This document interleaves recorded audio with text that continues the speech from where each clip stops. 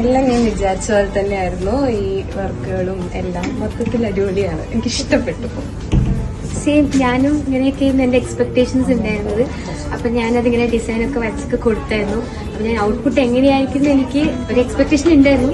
Correct അത് തന്നെ meet ചെയ്തു, എനിക്ക് ഇഷ്ടമായി. Thank you.